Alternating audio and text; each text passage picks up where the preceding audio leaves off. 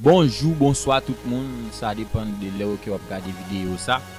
Eh bien nous-mêmes, Pierre-Louis Wilkins Jim, Fellow Wilkins Jim, nous invitons pour capable suivre page nous pour que nous-mêmes nous partager des contenus dans sa à la langue anglaise dans ça que nous-mêmes nous connaissons. Eh bien nous invitons pour capable regarder vidéo ça du commencement jusqu'à la fin. Eh bien, côté que nous essayons de traduire vidéo, c'est une vidéo à commencer en créole. Eh bien, dans ça qui n'a dit qui sera en anglais, nous essayons de mettre sous-titres en créole et en français. Ou je ne sous-titres, ou je ne traduit. Eh bien, cette vidéo ça n'a pour 5 méthodes, 5 façons pour capable améliorer et anglais.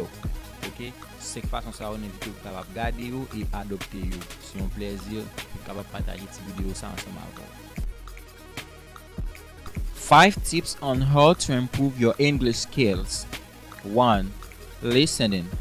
Listening is hard, and if you are mastering it, surely you are going to be a great speaker. A good listener is always a good speaker. So listen English every day, at least 20 minutes in the morning and 20 minutes in the evening. Number 2. Speaking.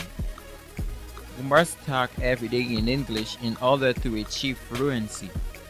So many people are afraid to speak because they are shy, while other people will think if I make mistakes. Mistakes are very common, so don't worry about mistakes, just try to express yourself. In the beginning, everybody do mistakes, and always try to make new friends who are willing to improve their English as practice with them as much as possible. Number 3. Reading. Reading is also hard. It's not necessarily if we will read a lot we will improve faster.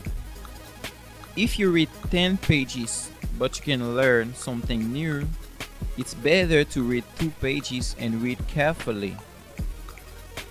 And do not try to remember, try to understand. Once you understand, then you don't need to remember. Number 4. Writing.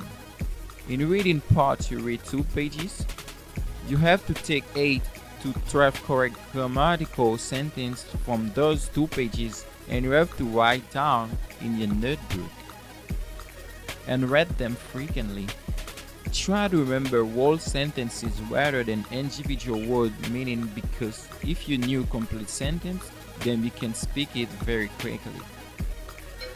The last number is thinking. Number 5. Thinking is very important part of spoken English because whatever you can think, you can speak. So make a habit to think in English. Everything takes time. In the beginning, it will be difficult, but when you will practice and practice, it will be part of your memory, and once it becomes your habit, then English will come naturally from your mouth. Thank you. See you next time for a new video. It's your friend, Fellow Wilkins Jim.